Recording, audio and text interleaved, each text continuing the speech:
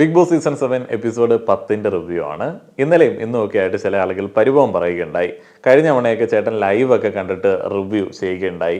ഇത്തവണ ലൈവ് ഒന്നും കാണുന്നില്ല, എപ്പിസോഡ് മാത്രമേ കാണുന്നുള്ളൂ എന്നൊക്കെ ഞാൻ ഈ സീസൺ തുടങ്ങിയ സമയത്ത് തന്നെ പറഞ്ഞിരുന്നു. എങ്ങനെയാണ് ആൾക്കാർ വോട്ട് ചെയ്യുന്നത്? നമുക്കറിയാം, ഒരു ബഹുഭൂരിപക്ഷം ആളുകളും ലൈവ് ഒന്നും കാണുന്നില്ല. അവർക്ക് അതിനുള്ള സമയമോ സാഹചര്യമോ ഒന്നും ഇല്ല. വളരെ പ്രിവിലേജ്ഡ് ആയിട്ടുള്ള ഒരു കൂട്ടം ആളുകൾക്ക്, സൗകര്യങ്ങളുള്ള ആളുകൾക്ക് മാത്രമാണ് ഇതൊക്കെ ലൈവൊക്കെ കാണാൻ പറ്റുന്നത്, സമയമുള്ള ആളുകൾക്ക്. അല്ലാതെ ഈ പണിക്കൊക്കെ പോകുന്ന ആൾക്കാർ, രാവിലെ തൊട്ട് വൈകിട്ട് വരെ ജോലികളിൽ മുഴുകുന്ന ആൾക്കാർ, വീട്ടിലെ കാര്യങ്ങളിൽ മുഴുകുന്ന ആൾക്കാർ എങ്ങനെയാണ് ലൈവ് കണ്ടിട്ട് വോട്ടിംഗ് ഒക്കെ രേഖപ്പെടുത്തുക?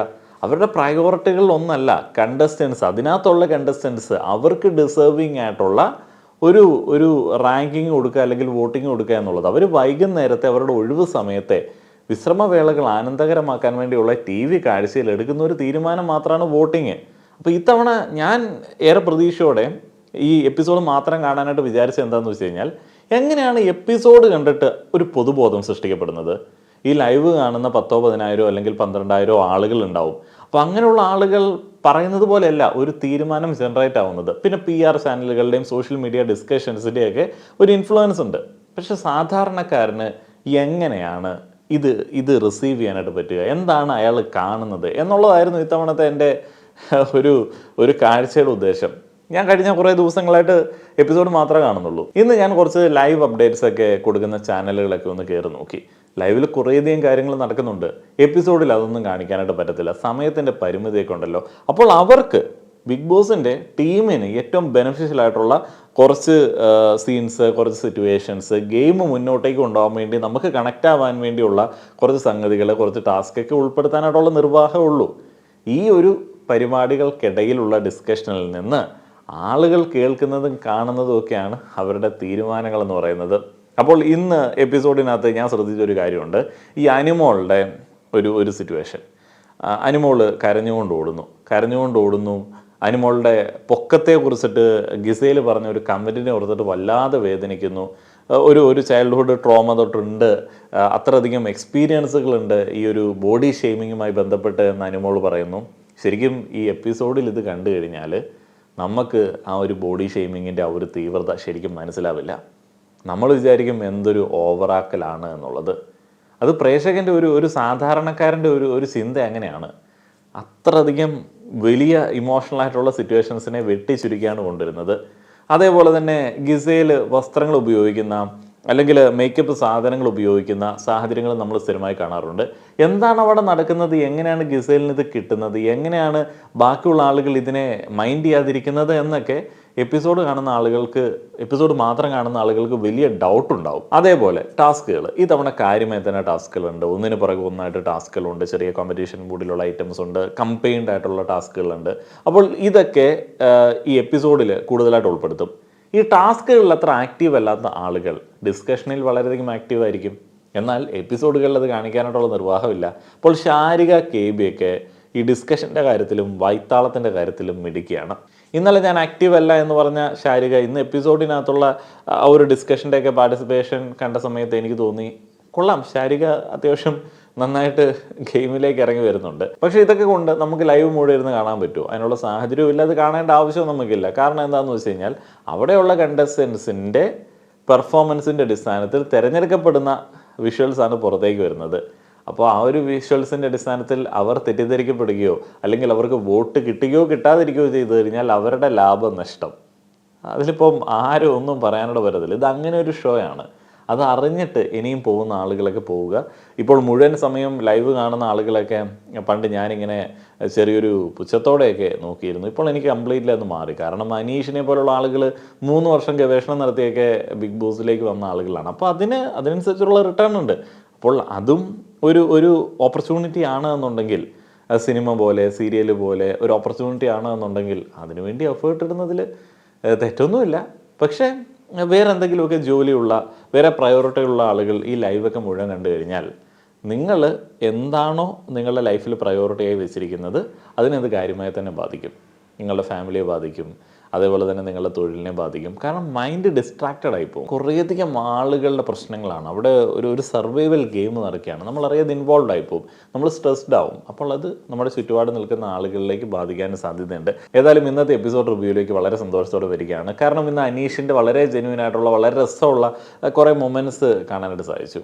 അപ്പോൾ ഇന്നത്തെ എപ്പിസോഡ് കാണുന്ന ആളുകൾക്കൊക്കെ അനീഷിനെ കുറിച്ചിട്ട് ഒരു നല്ല ഇമേജും ചെറിയ ഹോപ്പൊക്കെ തോന്നും. കാരണം അനീഷ് ഭയങ്കരമായിട്ടുള്ള വെറുപ്പിക്കലായിരുന്നു കഴിഞ്ഞ കുറേ ദിവസങ്ങളായിട്ട്. ഇങ്ങനെ അനീഷ് വെറുപ്പിച്ച് മുന്നോട്ടേക്ക് പോയി കഴിഞ്ഞാൽ എങ്ങനെ ബാക്കിയുള്ള കണ്ടസ്റ്റൻസ് ഗെയിം കളിക്കും, എങ്ങനെ ലൈവ് കുറച്ച് ആസ്വദിക്കാനായിട്ട് പറ്റും എന്നൊക്കെ നമ്മൾ ഡൗട്ട് അടിച്ചിരുന്നു. പക്ഷേ അനീഷിൻ്റെ ഒരു ബെറ്റർ സൈഡിനെയൊക്കെ ഇപ്പോൾ കാണിച്ചു തരുന്നുണ്ട്. ഇനിയിപ്പോൾ അനീഷ് ഉൾപ്പെടുന്ന കിച്ചൺ ടീമിനെ കുറിച്ചിട്ട് പറയുകയാണെന്നുണ്ടെങ്കിൽ എനിക്ക് തോന്നുന്നത് കിച്ചൺ ടീമിന് പെർഫോം ചെയ്യണമെന്ന് ആഗ്രഹമുണ്ട് എന്നുണ്ടെങ്കിലും അതിനിടയ്ക്ക് ഗെയിം കളിയും അതേപോലെ തന്നെ അവരുടെ പരിചയമില്ലായ്മയൊക്കെ അവരെ അതിൽ നിന്ന് വല്ലാതെ പിന്നോട്ട് വലിക്കുന്നുണ്ട്. പിന്നെ അനീഷ് കാര്യമായി തന്നെ കിച്ചണിലുള്ളതുകൊണ്ട് കുറേയധികം കണ്ടന്റ് ഉണ്ടാക്കാൻ വേണ്ടി ശ്രമിക്കുന്നുണ്ട്. ഇപ്പോൾ എപ്പിസോഡിൽ നമ്മളൊരു സിറ്റുവേഷൻ കണ്ടു. ഗിസയിൽ മൈക്രോവേവ് അവൻ്റെ ഡോർ അടയ്ക്കാതെ പോയപ്പോൾ അനീഷിൻ്റെ വൺ ഷോ. എന്നാൽ ഇന്ന് വേറൊരു സിറ്റുവേഷൻ ഉണ്ടായി. അത് എപ്പിസോഡ് കാണുന്ന ആളുകൾക്ക് അറിയത്തുണ്ടാവില്ല. ഇപ്പോൾ ഈ മൈക്രോവേവ് അവൻ്റെ അകത്ത് അനീഷ് സ്റ്റീൽ പാത്രം എടുത്ത് വെച്ചു. അപ്പോൾ അത് ഗിസേൽ എന്തോ തിരിച്ചു പറഞ്ഞു എന്നുള്ളതാണ് അറിഞ്ഞത്. ആ ഒരു സമയത്ത് ഗിസേൽ അതിനോട് പ്രതികരിച്ചത് ഡ്രാമയായിട്ട് അനീഷ് പറഞ്ഞു. എന്നാൽ അനീഷ് ഈ ഒരു സിറ്റുവേഷനോട് പ്രതികരിച്ചത് എന്തോരം ഡ്രാമയായിരുന്നു. അപ്പോൾ ഇതൊരു ഗെയിമാണ്. ഇത് അനീഷിൻ്റെ ഒരു ഗെയിം അപ്രോച്ച് തന്നെയാണ്. അത് കൈമോശം വരാതെ മുന്നോട്ടേക്ക് കൊണ്ടുപോകാൻ പറ്റുകയാണെന്നുണ്ടെങ്കിൽ അനീഷിൻ്റെതായിട്ടുള്ള ഒരു പ്ലേസ് ഇന്നും ഉണ്ടാവും. ഇന്ന് ആ ഒരു ടാസ്കിൽ സഹായികളായിട്ട് 2 ആളുകളെ തിരഞ്ഞെടുത്തപ്പോൾ അനീഷ് അപ്പാനി ശരത്തിനെയും അതേപോലെ തന്നെ അനിമോളെയും തിരഞ്ഞെടുത്തു. ആ ഒരു ഗെയിമിലെ സിറ്റുവേഷൻ അനീഷ് ഹാൻഡിൽ ചെയ്തത് വളരെയധികം ഇമ്പ്രസീവായിരുന്നു. അവരെ പ്രഷർ ചെയ്തില്ല, അവരെ കുറ്റം പറഞ്ഞില്ല, അവരെ സപ്പോർട്ട് ചെയ്തു അനീഷ്. കാരണം അവർക്ക് അത്ര സ്കോർ ചെയ്യാൻ പറ്റുള്ളൂ. പക്ഷേ അപ്പാനി ശരത്തും അതേപോലെ തന്നെ അനിമോളും ഒക്കെ ആത്മാർത്ഥമായിട്ട് കളിച്ചു എന്നുള്ളതാണ് എൻ്റെ ഒരു വിശ്വാസം. ഏതായാലും ഈ കിച്ചണിലെ രാവിലത്തെ ചെറിയ കശപിശ പരിപാടികൾ, അതിൻ്റെ ഇടയിലേക്ക് ക്യാപ്റ്റനായിട്ടുള്ള ഷാനവാസ് കടന്നു വന്ന സമയത്ത് അനീഷ് അടിച്ചൊരു സാധനം കണ്ടില്ലേ? ക്യാപ്റ്റൻസിയെ അല്ലെങ്കിൽ ക്യാപ്റ്റൻ്റെ എഫിഷ്യൻസിയെ ചോദ്യം ചെയ്യുന്നു. കാര്യങ്ങൾ അറിയാതാണോ ഇങ്ങോട്ടേക്ക് വന്നത്? ശരിക്കും പറഞ്ഞാൽ അനീഷ് ഇങ്ങനെയുള്ള കോൺഫ്ലിക്റ്റുകളിൽ റിപ്പീറ്റഡ് ആയിട്ട് അടിക്കുന്ന സെൻറ്റൻസുകൾക്ക് വിരുദ്ധമായിട്ട് എന്തെങ്കിലുമൊക്കെ കേൾക്കുന്ന സമയത്ത് ഒരു രസമൊക്കെ ഉണ്ട്. അപ്പോൾ അനീഷ് ഇന്ന് ചോദിച്ചത് ആ ഒരു ക്യാപ്റ്റൻസിയെ ചോദ്യം ചെയ്തത് സംഭവമൊന്നും ഇല്ല എന്നുണ്ടെങ്കിലും എനിക്ക് രസമായിട്ട് തോന്നി. പിന്നെ ഇതുപോലുള്ള പതിവ് പരിപാടികളിൽ സ്ഥിരമായിട്ട് അഭിവാജ്യ ഘടകമായിട്ടുള്ള ഇടയ്ക്കേക്ക് ഓടിക്കേറി വന്ന അനീഷിനെ മിണ്ടായിരിക്കട എന്ന് പറയുന്ന ഒരാളുണ്ടല്ലോ, അപ്പാനി ശരത്തിൻ്റെ പതിവ് പരിപാടികൾ. അപ്പാനി ശരത്തിനെ ബോറടിക്കും ആളുകൾക്ക് എല്ലാ ദിവസവും ഇങ്ങനെയാണ് എന്നുണ്ടെങ്കിൽ. അതിനുശേഷം പ്രധാനപ്പെട്ടതായി ഉണ്ടായിരുന്നത് ഈ അക്ബറിൻ്റെ തെറിവിളിയായിരുന്നു. ഒനിലിനെ അക്ബർ മയിൽ എന്ന് വിളിച്ചു. അതിൻ്റെ ഒറിജിനൽ വാക്ക് നിങ്ങൾക്കറിയാമല്ലോ അല്ലേ? അപ്പം ആ ഒരു തെറി കുപ്രസിദ്ധമായതുകൊണ്ട് തന്നെ അങ്ങനെ ഒരു തെറി മ്യൂട്ട് ചെയ്തിട്ടാണ് നമ്മൾ എപ്പിസോഡിൽ കേൾപ്പിച്ചത്. ഏതായാലും ആ ഒരു തെറിയുമായി ബന്ധപ്പെട്ട് ഷാനവാസും ഒനിലും ബിഗ് ബോസിനോട് പരാതി പറഞ്ഞു. അപ്പോൾ ആ ഒരു പരാതിയിന്മേൽ എന്ത് ആക്ഷനാണ് എടുക്കുക എന്നുള്ളതിനെ കുറിച്ചിട്ട് അറിയില്ല. ഇപ്പോൾ ഈ ഒരു തെറി എനിക്ക് തോന്നുന്നു അത്യാവശ്യം ജനപ്രിയമായിട്ടുള്ള ഒരു തെറി ആയതുകൊണ്ട് അതിനെ ഒരു തെറിയായിട്ട് പോലും പല ആളുകളും അംഗീകരിക്കുന്നില്ല. പിന്നെ ഈ സീസണിൽ അങ്ങനെയുള്ള ചെറിയ പരിപാടികൾക്ക് വലിയ സ്ഥാനവും കൊടുക്കുന്നില്ല. ഈ Akbar, Appani, Abhilash full time active അല്ല. അക്ബറും അപ്പാനിയും പ്ലാൻ ചെയ്തിട്ടാണ് ഗെയിം കളിക്കുന്നത് എന്ന് പൊതുവെ ഒരു ആക്ഷേപമുണ്ട്. അവരുടെ ഒരു ഗ്യാങ് അറ്റാക്കാണ് എന്നൊക്കെ പൊതുവെ ആക്ഷേപമുണ്ട്. അപ്പോൾ ഈ ഒരു അലമുണ്ടാവുന്ന സമയത്ത് അഭിലാഷ് അതിലേക്ക് ഇടപെട്ടില്ല. അഭിലാഷ് ആദ്യ ദിവസം വന്ന സമയത്ത് അല്ലെങ്കിൽ ആദ്യ 3 ദിവസങ്ങളിലൊക്കെ ഉണ്ടായിരുന്നത് പോലുള്ളൊരു പെർഫോമൻസ് അല്ല ഇപ്പോൾ കാഴ്ചവെക്കുന്നത്. അഭിലാഷ് ഭയങ്കര ഒരു എന്താ പറയുന്നത്, ആളുകൾ ഇഷ്ടപ്പെടുത്തുന്ന രീതിയിലേക്ക് വളരെയധികം ലോജിക്കലായിട്ട് ഇടപെടാൻ പറ്റുന്ന തെറ്റുകളിൽ പ്രതികരിച്ചൊക്കെ മുന്നോട്ടേക്ക് പോകുന്ന സാഹചര്യമാണുള്ളത്. അഭിലാഷിനെ ആളുകൾക്ക് കുറച്ചും കൂടെ എനിക്ക് തോന്നുന്നു ഇഷ്ടപ്പെട്ട് തുടങ്ങിയിട്ടുണ്ട്. പക്ഷേ ഈ ഇഷ്ടപ്പെട്ട് തുടങ്ങുന്ന സമയത്ത് ശരിക്കും പറഞ്ഞാൽ കുറച്ച് കഴിയുമ്പോൾ ബോറടിക്കാനുള്ള സാധ്യതയുണ്ട്. അപ്പോൾ ഗെയിമിൽ ആക്റ്റീവായിട്ട് നിൽക്കുന്ന തരത്തിലേക്ക് ഒരു ഇൻഡിവിജ്വൽ പ്ലേസ് ഉണ്ടാക്കിയെടുക്കണം. ഇപ്പോൾ അനീഷ് എന്ന് പറഞ്ഞു കഴിഞ്ഞാൽ ഒരു വെയിറ്റ് ഉണ്ട്, ഈവൻ അപ്പാനിക്ക് പോലും ഒരു വെയിറ്റ് ഉണ്ട്, ആ ഒരു പ്ലേസ് അവിടെ ഉണ്ട്. അപ്പോൾ അതിനകത്ത് ഇപ്പോൾ സരികയ്ക്ക് ഒരു പ്ലേസ് സത്യം പറഞ്ഞാൽ ഇല്ല. ഷാരിക കേവിക്ക് പിന്നെയും കുറച്ച് പ്ലേസ് ഉണ്ട്. ഇപ്പോൾ ശൈത്യം ഉണ്ടെങ്കിലും കുഴപ്പമില്ല, ഇല്ലെങ്കിലും കുഴപ്പമില്ല. അതേപോലെ തന്നെ സരിക, അതേപോലെ അഭിലാഷ്, ഇവരൊന്നും ആ ഒരു ഗെയിമിൽ മസ്റ്റായിട്ട് എപ്പോഴും വേണമെന്ന് ആളുകൾക്ക് തോന്നുന്നുണ്ട് എന്ന് എനിക്ക് തോന്നുന്നില്ല. അപ്പം ആ ഒരു പ്ലേസ് ഉണ്ടാക്കിയെടുക്കേണ്ടത് വളരെ അത്യാവശ്യമാണ്. പിന്നെയാണ് ആ ഒരു ട്വിസ്റ്റ് ഇന്നത്തെ ഗെയിമിലുണ്ടായത്. മിഡ് വീക്ക് എവിക്ഷൻ എന്ന് മുന്നേ പറഞ്ഞ ആ ഒരു കാര്യം ഒരു മിഡ് വീക്ക് എവിക്ഷൻ അല്ല, അതൊരു മിഡ് വീക്ക് സസ്പെൻഷനാണ്. ഒറ്റയ്ക്ക് ഒരു ഏകാന്തവാസത്തിലേക്ക് രണ്ടാളുകളെ ബാക്കിയുള്ള ആളുകൾക്ക് വേണ്ടിയൊക്കെ മാറ്റി നിർത്തുന്നു. അവർ പോകുന്ന സമയത്ത് 1000 പോയിന്റുകൾ കിട്ടുന്നു. അങ്ങനെയൊക്കെയുള്ള പരിപാടിയാണ്. അവിടെ ക്യാമറ ഉണ്ടാവില്ല, അവിടെ ശബ്ദങ്ങൾ ഉണ്ടാവില്ല, ഭക്ഷണവും താമസവും മാത്രം ഉള്ള ഒരു സെറ്റപ്പ്. അത് രസമായിരിക്കും. അവിടെ ക്യാമറ ഇല്ലാത്തതുകൊണ്ട് നമുക്കത് എന്താണ് എന്നറിയാൻ പറ്റില്ല. അപ്പോൾ ആ ഒരു സസ്പെൻഷൻ, അതേപോലെ തന്നെ അവരുടെ തിരിച്ചുവരവൊക്കെ കണ്ടസ്റ്റൻസിൻ്റെ ഗെയിമിനെ അടിസ്ഥാനപ്പെടുത്തിയിരിക്കും. ബിഗ് ബോസിന് ചെറിയൊരു അതൃപ്തി ഉണ്ട് എന്നൊക്കെ പറയുന്നു. പക്ഷേ അതൃപ്തി ഉണ്ടെന്ന് എനിക്ക് തോന്നുന്നില്ല. കഴിഞ്ഞ ദിവസത്തെ ടാസ്കുകൾ, കൊടുത്ത ചില ക്ലാസിക് ടാസ്കുകളൊക്കെ നശിപ്പിച്ച് കളഞ്ഞതിൽ പുള്ളിക്ക് ചില അതൃപ്തി ഉണ്ട് എന്ന് പറയുന്നു. മിഡ് വീക്ക് എവിക്ഷനിലേക്ക് തിരഞ്ഞെടുക്കപ്പെട്ട ആളുകൾക്ക് മിഡ് വീക്ക് സസ്പെൻഷനിൽ നിന്ന് രക്ഷപ്പെടണമെന്നുണ്ടെങ്കിൽ 2 മിടുക്കരായിട്ടുള്ള സഹായികളെ കണ്ടെത്തേണ്ടതുണ്ട്. ഈ സഹായിക്കാൻ തിരഞ്ഞെടുക്കുന്ന ആളുകൾ പണി കൊടുത്തു കഴിഞ്ഞാൽ പണി കൊടുക്കാനുള്ള സാധ്യതയും മുന്നിൽ കാണേണ്ടതാണ്. അത് പ്രശ്നമായി മാറും എന്നുള്ളതും കണ്ടസ്റ്റൻസ് വിചാരിക്കേണ്ടതാണ്. അതുകൊണ്ട് തന്നെ റെന ഗിസേലിനെയും ആര്യനെയും ചൂസ് ചെയ്തു. അവർ ആത്മാർത്ഥമായിട്ട് ഗെയിം കളിക്കും. അവർ ഈ ഏതെങ്കിലും ഒരു ടാസ്ക് കൊടുത്തു കഴിഞ്ഞാൽ ഒരു സ്പോർട്സ്മാൻ സ്പിരിറ്റോടെ അതിനെ സമീപിക്കുന്ന ആളുകളാണ്. ഷാരിക ബിന്നിയെയും ആദില നൂറേനെ എടുത്തു. കാരണം ആദില വരുമ്പോൾ നൂറ ഫ്രീ ആണ്, നൂറ വന്ന ആദില ഫ്രീ ആണ്. അപ്പോൾ അത് രണ്ടാണെങ്കിലും ഒന്നായിട്ടാണല്ലോ കണക്കാക്കുന്നത്. ഒന്നിൽ അക്ബറിനെയും ഷാനവാസിനെയും വിളിച്ചു. ഒന്നിൽ മനീഷിനെ പോലെ തന്നെയുള്ളൊരു തിരഞ്ഞെടുപ്പാണ് നടത്തിയത്. ഒന്നിൽ അക്ബറിനെയും ഷാനവാസിനെയും തിരഞ്ഞെടുത്തു. അതേപോലെ തന്നെ സരിക അഭിലാഷിനെയും നിവിനെയും തിരഞ്ഞെടുത്തു. അതൊക്കെ സേഫ് പ്ലേ ആയിട്ടാണ് അവർ വിചാരിക്കുന്നത്. രേണു സുധി ബിൻസിയെയും ഷൈത്തെയും തിരഞ്ഞെടുത്തു. ഈ തെരഞ്ഞെടുപ്പിന് ശേഷം പിന്നീട് ഗെയിമിൻ്റെ കാര്യങ്ങൾ അനൗൺസ് ചെയ്യും. അതിൻ്റെ ഇടയിലാണ് നമ്മൾ എപ്പിസോഡിൽ കണ്ട ഒരു ചെറിയ അലമ്പ് ഉണ്ടാവുന്നത്. ഇപ്പോൾ ഈ ഗിസേൽ എന്ന് പറയുന്ന കണ്ടസ്റ്റൻറ്റ് ശരിക്കും പറഞ്ഞാൽ ബിഗ് ബോസിൻ്റെ നിയമങ്ങൾ അനുസരിക്കാത്തത് പൊതുവെ ആളുകൾക്ക്, പ്രേക്ഷകർക്ക് അതൃപ്തി ഉണ്ടാവുന്ന ഒരു സംഗതിയാണ്. അതേപോലെ തന്നെ കണ്ടസ്റ്റൻസിനും മൊത്തത്തിൽ നോക്കുമ്പോഴത്തേനും ഗിസേൽ മാത്രം ബാക്കിയുള്ള ആളുകൾ ഫോളോ ചെയ്യുന്ന റൂൾസ് ഫോളോ ചെയ്യുന്നില്ല. എന്തൊക്കെയോ ഒരു ഉടായ്പ് മണക്കുന്നുണ്ട്. പുള്ളിക്കാരുടെ കയ്യിൽ കുറേയധികം മേക്കപ്പ് സാധനങ്ങളുണ്ട്. പുള്ളിക്കാരി എപ്പോഴും മേക്കപ്പ് ഇട്ടതുപോലെ തന്നെയാണ് നടക്കുന്നത്. അതേപോലെ ഇടയ്ക്കിടയ്ക്കൊക്കെ ഗിസേലിൻ്റെ മേക്കപ്പ് പരിപാടികൾ കാണിക്കുന്നു. ഗിസേലിൻ്റെ വസ്ത്രങ്ങൾ പെട്ടെന്ന് കീറുന്നു. അപ്പോൾ ഇതൊക്കെ ആർക്കും സംശയമുണ്ടാക്കുന്ന സംഗതികളാണ്. അതേപോലെ ഇവർ പറഞ്ഞ ഒരു കമൻ്റ് ഉണ്ടല്ലോ, ഗിസേലിൻ്റെ വസ്ത്രം കീറാനായിട്ടുള്ള ഒരു സാധ്യതയില്ല. അപ്പോൾ ആ ഒരു വസ്ത്രം കീറിയത് ഗിസേൽ അത് ടൈറ്റായിട്ട് ലൂസാണ് എന്ന് പറഞ്ഞ് ടൈറ്റ് ആക്കിയത് കൊണ്ടാണ്.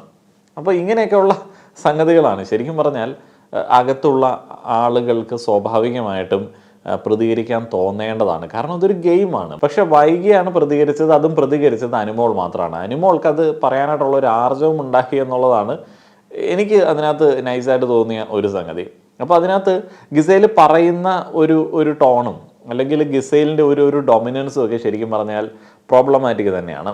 കാരണം അവിടെ ഗിസേലിന് എന്തോ ഒരു പ്രിവിലേജ് ഉണ്ട്. താൻ ബാക്കിയുള്ള ആളുകളെക്കാളും ഏതൊക്കെയോ രീതിയിൽ മികച്ചതാണ്, തനിക്ക് കുറച്ച് എക്സെപ്ഷൻസ് ഒക്കെ ആകാമെന്ന് ഗിസേൽ വിചാരിച്ചിട്ടാണ് അനുമോളോടൊക്കെ പെരുമാറുന്നത്. അപ്പോൾ അങ്ങനെ സംസാരിക്കുന്നതിനിടയിൽ വീണുപോയ ഒരു വാക്കാണ് നിന്നെ പോലെ ചെറുതല്ല, അല്ലെങ്കിൽ ഞങ്ങൾക്ക് ഇതിരി പൊക്കവും മണ്ണൊക്കെ ഉണ്ട് എന്നുള്ള രീതിയിലുള്ള ഒരു സംസാരം. അങ്ങനെ കീറിപ്പോയതാണ് എന്നുള്ളത്.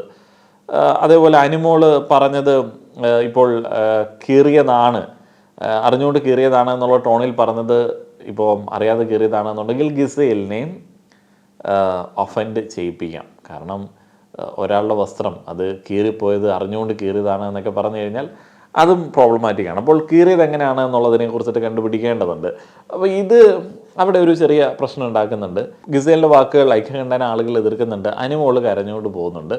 അനുമോള് അങ്ങനെ കരഞ്ഞുകൊണ്ട് അത് പറയുന്ന സമയത്ത് എപ്പിസോഡ് കണ്ടു കഴിഞ്ഞാൽ നമുക്കത് എന്തിനാണ് ഇത്ര ഓവറാക്കുന്നതെന്ന് തോന്നും. പക്ഷേ ഞാൻ മുന്നേ പറഞ്ഞതുപോലെ തന്നെ ഇതും ഒരു ഗെയിമിൽ വളരെ സീരിയസ് ആയിട്ട് കൺസിഡർ ചെയ്യപ്പെടേണ്ടതാണ്. പിന്നെ നമ്മൾ മനസ്സിലാക്കേണ്ടത് ഈ ഗെയിമിൽ ഗിസേലിൻ്റെ ഈ തോന്നിയാസം ചോദ്യം ചെയ്ത ഒരു വ്യക്തി അനുമോളാണ്. അപ്പോൾ അനുമോൾ അത് ചോദ്യം ചെയ്യുന്ന സമയത്ത് ഗിസേൽ ആരോപിക്കുന്ന കുറേയധികം കാര്യങ്ങളുണ്ട്. കുശുമ്പാണ്, നിനക്കത് ഇട്ടൂടെ, നിനക്ക് ഇടാൻ പറ്റാത്തതിൻ്റെ അല്ലേ. അപ്പോൾ ഇവർ കുടുംബ പ്രേക്ഷകരുടെ കാര്യമൊക്കെ പറയുന്നുണ്ട്. ആയിക്കോട്ടെ, അത് ഓരോ ആളുകളുടെ കാഴ്ചപ്പാടല്ലേ. അപ്പോൾ അനുമോൾ അതിടുന്നില്ല. അനുമോൾക്ക് കംഫർട്ടബിൾ ആയിട്ടുള്ള വസ്ത്രം ബിഗ് ബോസ് കൊടുത്ത് ഇട്ടുകൊണ്ട് നടക്കുന്നു. അല്ലാതെ ഈ റൂള് ബ്രേക്ക് ചെയ്തിട്ട് ഇപ്പോൾ റൂള് ബ്രേക്ക് ചെയ്യാനാണെന്നുണ്ടെങ്കിൽ ഗെയിമിൽ വരേണ്ട ആവശ്യമില്ലല്ലോ. ഇതിനുശേഷം മിഡ് വീക്ക് സസ്പെൻഷനിൽ നിന്ന് രക്ഷപ്പെടാൻ വേണ്ടിയുള്ള കോയിൻ വേട്ട മത്സരമാണ്. നേരിട്ട് മത്സരിക്കാനായിട്ട് ഈ കണ്ടസ്റ്റൻസിന് പറ്റത്തില്ല. സഹായികളെ വെച്ചിട്ട് വേണം കളിക്കാനായിട്ട്. അപ്പോൾ അവിടെ ഒരു ട്രഷർ ബോക്സ് വെച്ചിട്ടുണ്ട്. അതിൻ്റെ പിന്നിലായിട്ടൊരു കളർ വാട്ടർ വെച്ചിട്ടുള്ള ടബ് വെച്ചിട്ടുണ്ട്.